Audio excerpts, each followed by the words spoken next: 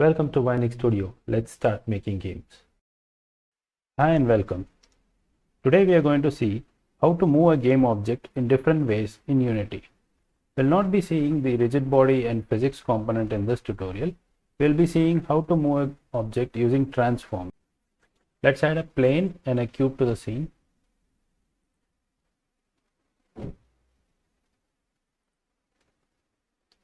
Reset the position.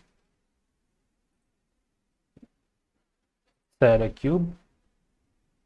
Reset the position. Now I have a plane and a cube in my scene. They are both white, so it's a little difficult to see. So I have a black material here. I'll drag and drop it on the plane. And I'll move this cube a little bit to the top, exactly 0.5. So now, let's see.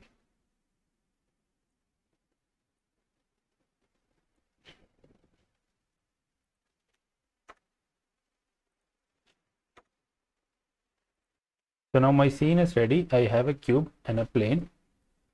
The cube is at 4.54 and let our destination be -4.5 -4. That is the other end of the plane. Now let's add a new script and let's call it movement.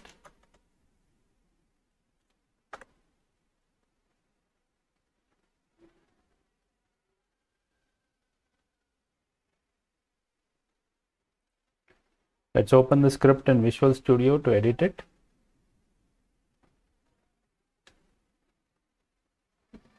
So as usual, we don't require these two using statement.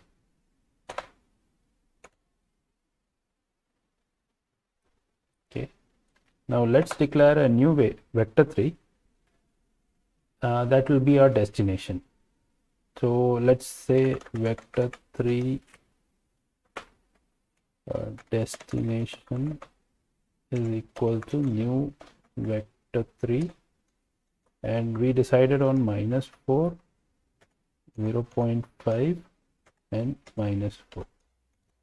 So whenever you give 0.5 or something in decimals, you have to prefix it with an F, which indicates that it is a float.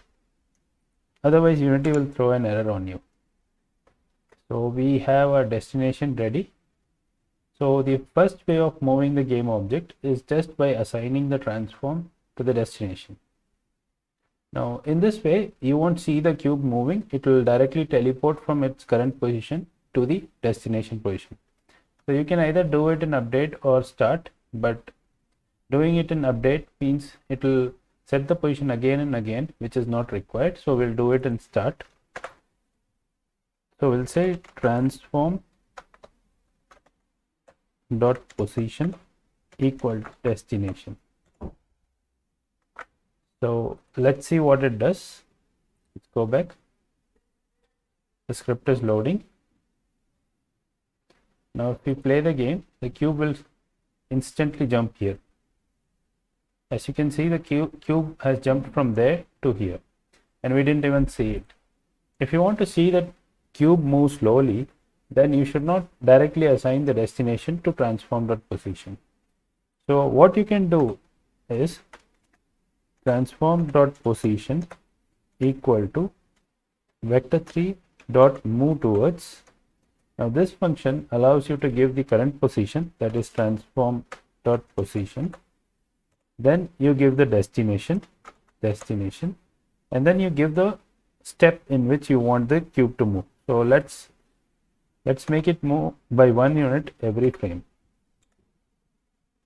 Let's save the script, go back to Unity. Now let's play the game. Now the cube should move slowly at 1 unit per second. Next we will see how to control the cube's movement using keyboard. So basically keyboard movement has up and down and left and right. So this is basically x-axis and y-axis in Unity.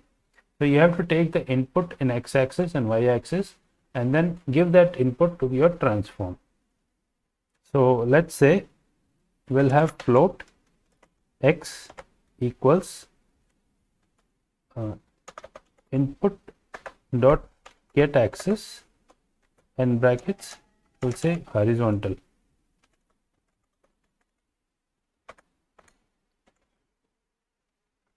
Similarly, we'll have float y equals input dot get axis vertical.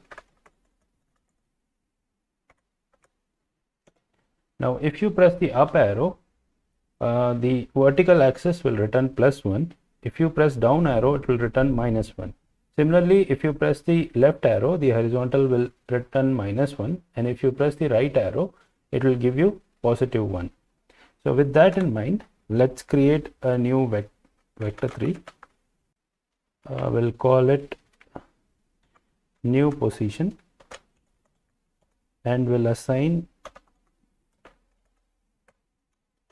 the axis value transform dot position dot x plus x comma transform dot position dot y comma transform dot position dot z plus y.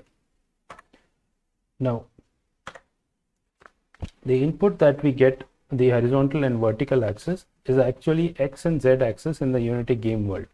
So as you can see in the Unity editor, this is your y axis. You don't want to move up, you want to move in this plane. So this is your xz plane.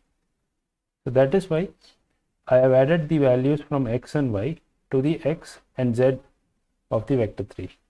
So in the next step, we'll give transform dot position equal to new position semicolon. So in this case, we don't need a destination because we are controlling where the game object is going. So let's comment it out, save the script, go back to Unity. Let's play the game.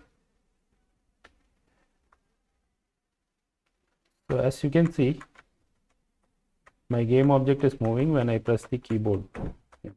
Using input.getAxis allows you to use both ASWD and the arrow keys. And when you're using getAxis, it also accounts for the joystick control. So if you're using a joystick, that also will work. That's it for this tutorial. See you in the next one. Thanks for watching. Don't forget to like, subscribe, and share.